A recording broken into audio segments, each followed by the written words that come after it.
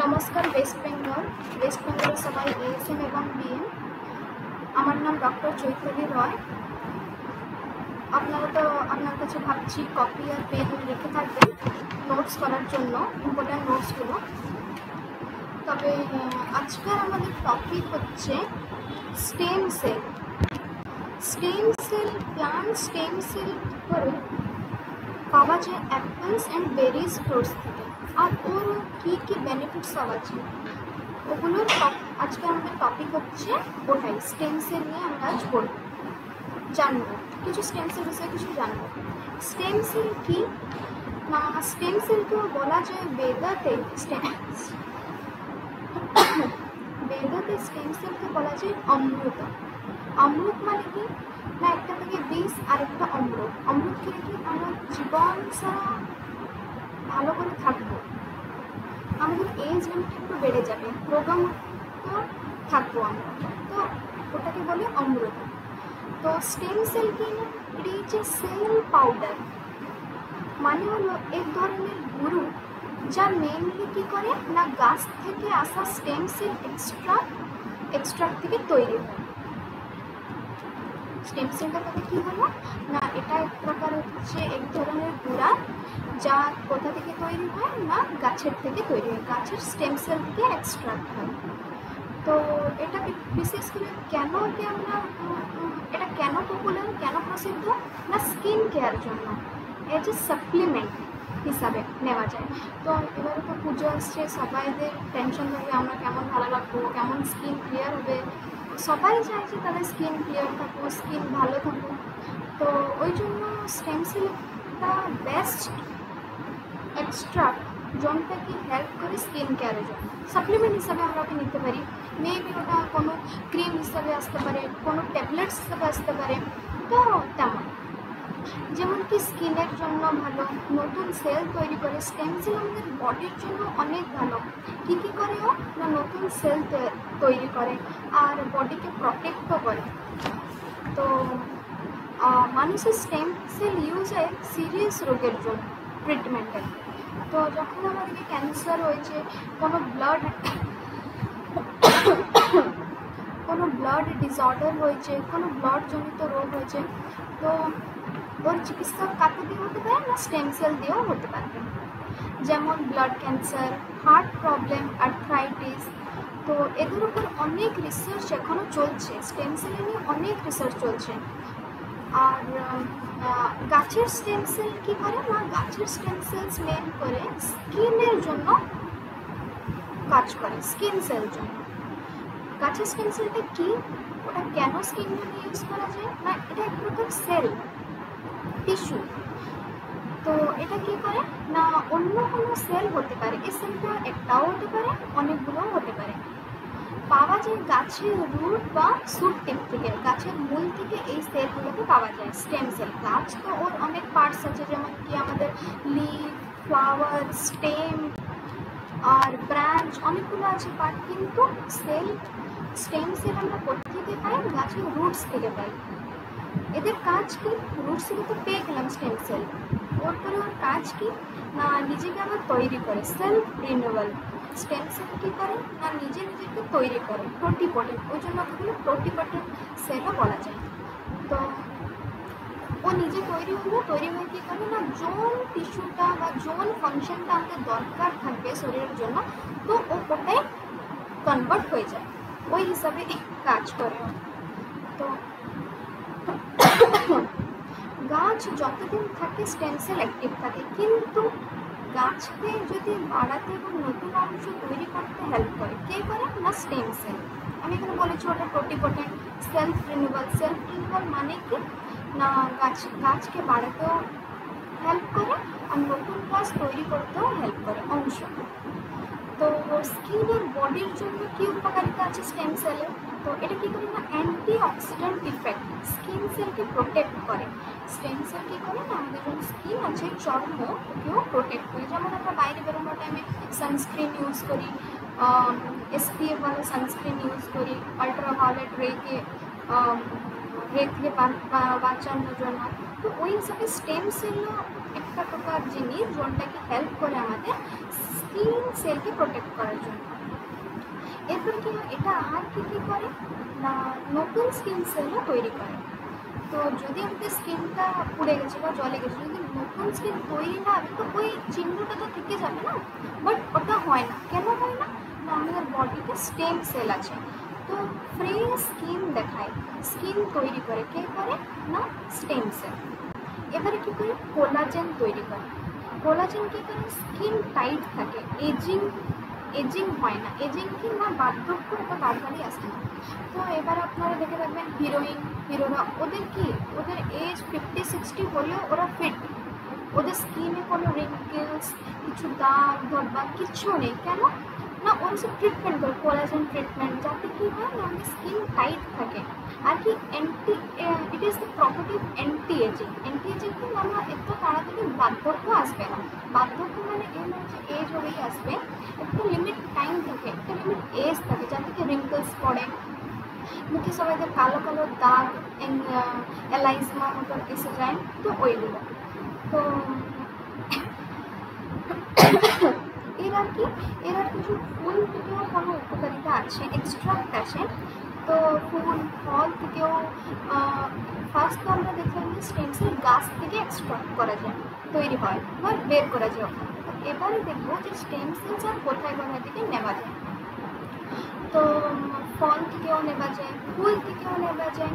তো ফল সব ফলে তো স্টেম সেল থাকে না, মোস্টলি গ্রিন অ্যাপেল যেন থাকে, সুইডেনের গ্রিন অ্যাপেল, ওখানে গ্রিন অ্যাপেল মধ্যে অনেক স্টেম সেল থাকে। স্টেম সেল কী করে না স্কিনকে ইয়ং রাখে। আর ব্লুবেরিজ কী করে না ইউভি লাইট যে পড়ে ওটা কোথেকে আসে না সানলাইট থেকে ইউভি লাইট আসে, তো ওটা কী করে আমাদের স্কিনকে ড্যামেজ করে। বাট যদি আমাদের শরীরের মধ্যে স্টেম সেল ঠিক থাকবে তো আমাদের টিস্যু রিপেয়ার কাজ চলতে থাকবে, রিজেনারেশন অফ টিস্যু হতে থাকবে, তো ওটা কী করবে আমাদের স্কিনকে প্রোটেক্ট করবে। আর আচাই বেরি এটা কি অ্যান্টিঅক্সিডেন্টে ভরা। আর উন মানে আমরা কোনো ক্ষতিগ্রস্ত হলে বা কিছু ছিঁড়ে কিছু হয়ে গেলে ওটা ভালো করে দেয়। এরপরে হলো অন্য আরও কোনো ফ্রুটস আছে বেরিজ, ওটা কি রাসবেরিজ, ব্ল্যাকবেরি, অ্যারোনিয়া, জাভা পাম, এগুলো স্কিন রিজেনারেশন আর অ্যান্টি এজিংয়ের জন্য কাজ করে। এরপরে দেখো মানুষের ট্রিটমেন্টের জন্য কী করে আমরা স্টেম সেল ইউজ করি। তো ধরুন আর কোথায় পাওয়া যায়।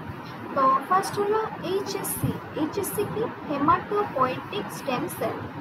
এটা কি করে না বোন ম্যারো, ব্লাডের অ্যাম্বিলিক্যাল কর্ড থেকে পাওয়া যায়। বোন ম্যারোতে কী থাকে না দুটো ম্যাটার থাকে, একটা থেকে হোয়াইট ম্যাটার, একটা থেকে গ্রে ম্যাটার।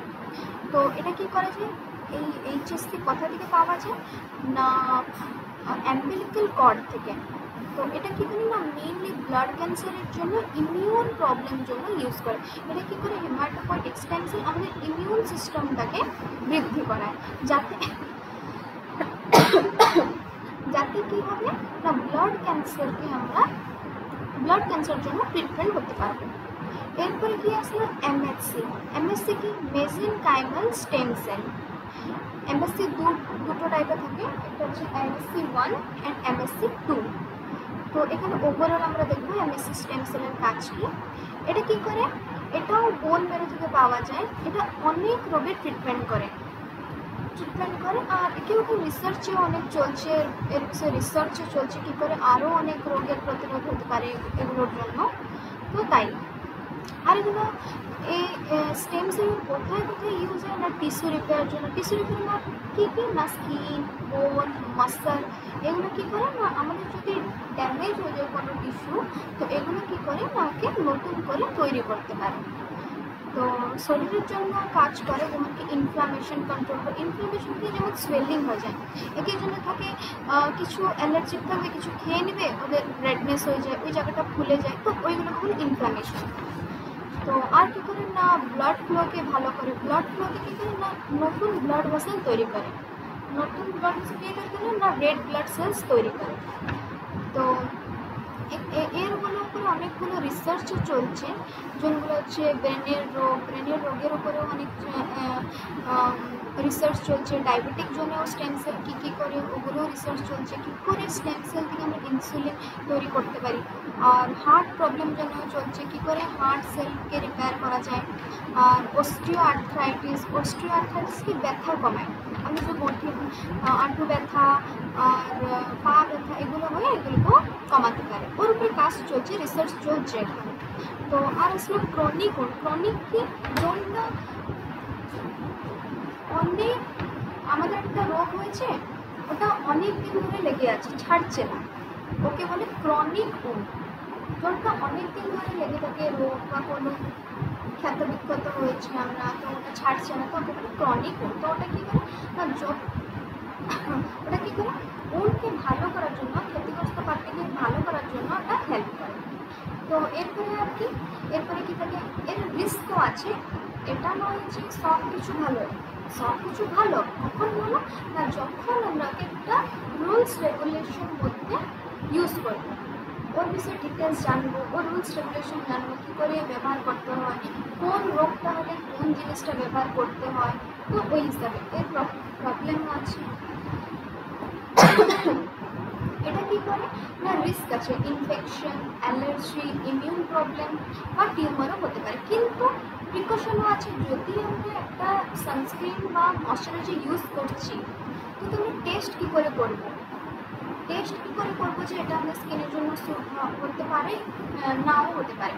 তো ফার্স্ট আমরা কী করবো, একটা প্যাচ নিয়ে আমাদের হাতের উপরে একটু অ্যাপ্লাই করবো, তুমি 15-20 মিনিট ছেড়ে দেবো। যদি ওটা ইরিটেশন দিয়ে আমাদের স্কিনে, তবে আমরা ইউজ করবো না। যদি ওটা ইরিটেশন না দিয়ে স্যুট হয়ে যায়, তবে আমরা ফেসে সেন্সিটিভ ফেসকে আমরা ইউজ করতে পারি। তো এর জন্য এখন অনেক টেস্ট চলছে, ওর উপরেও অনেক চলছে। তো প্লান্ট সেল থেকে কী কী থাকে না, রিজেনারেশন অফ টিস্যু হয়, নিউরোলজিক্যাল ডিজিজ ট্রিটমেন্ট হয়, জেনেটিক ডিসঅর্ডারও অনেক কাজ করে, fighting cancer, diabetic treatment, stem cell in eye health, liver disease ট্রিটমেন্টও এর থেকে করা যায়। তো স্টেম সেল কীভাবে কাজ করে না, এটা কী করে, যোন সেলটা আমাদের ড্যামেজ হয়ে থাকবে, তো ওটা কী করে নতুন করে তৈরি করে। কেমন করে না, পুরোনো যে নষ্ট সেল হয়ে যায়, তো ওটা কী করে ওখান থেকে নতুন সেল তৈরি করে। তো এরপরে কী আছে না, অ্যাংজাইটি বাড়ায়, ফর ওয়েট লস জন্যও হেল্প করে। তো আমরা তো জানি, তো ইমিউন সিস্টেমও কন্ট্রোল করে, ইনফ্লামেশন কমায়। আর স্টেম সেলকে বলা যায় কীভাবে, স্টেম সেল পাউডার প্রোডাক্টকে আমরা কীভাবে ইউজ করবো না, স্কিন কেয়ার প্রোডাক্ট জন্য, যেমন কি anti ageing cream, serum, food supplement, যেমন কি সেল হেলথ, এনার্জি রিকভারির জন্য ইউজ করা যায় স্টেম সেল। তো এবারে কি না, maximum stem cell product live stem cell থেকে নেওয়া যায়, যেটা কি হচ্ছে এক্সট্রা এক্সোজোম বা গ্রোথ ফ্যাক্টর হতে পারে। তো এবারে গাছ আর মানুষের স্টেম সেলের মধ্যে অনেক উপকার আছে। এটা কী করে না, স্কিন কেয়ার থেকে বড় রোগ আর ট্রিটমেন্ট পর্যন্ত হেল্প করে। তো এবারে এগুলোকে আপনি একটু বুঝে ইউজ করা দরকার, রিস্কগুলোকে পড়া দরকার। কসমেটিক ট্রিটমেন্ট জন্য আপনাদের স্কিন টাইপ জানা দরকার, যে আমার ড্রাই স্কিন আর অয়েলি আর কি সেন্সিটিভ স্কিন। তো ওইগুলো ফার্স্ট টেস্ট করে আপনাদেরকে কোনো কসমেটিক প্রোডাক্ট আর কোনো কিছু ট্রিটমেন্ট ইউজ করা দরকার। তো লাস্টে আমি একটু বলে রাখি যে an Apple a day keeps us from doctor away. তো এই জন্য আমি আশা করি আপনারা সবাই একদিন একটা গ্রিন অ্যাপেল খাবেন, যাতে কি আপনাদের স্টেম সেল প্রোডাকশন ভালো হবে বডিতে, আর স্টেম সেলের নাম্বার বাড়বে, দিলে কি হবে, আপনারা সুস্থ থাকবেন, আপনার সেল রিপেয়ার ভালো হবে, ব্লাড ফ্লো ভালো হবে, আর ক্যান্সার ফাইটিং জন্য ইমিউন সিস্টেম বাড়তে থাকবে। তো এইগুলো, তো আজকের জন্য এইটুকু। Thank you. যা আপনাদের ডাউট থাকলে কমেন্ট সেকশনে বলবেন, জানাবেন। Thank you.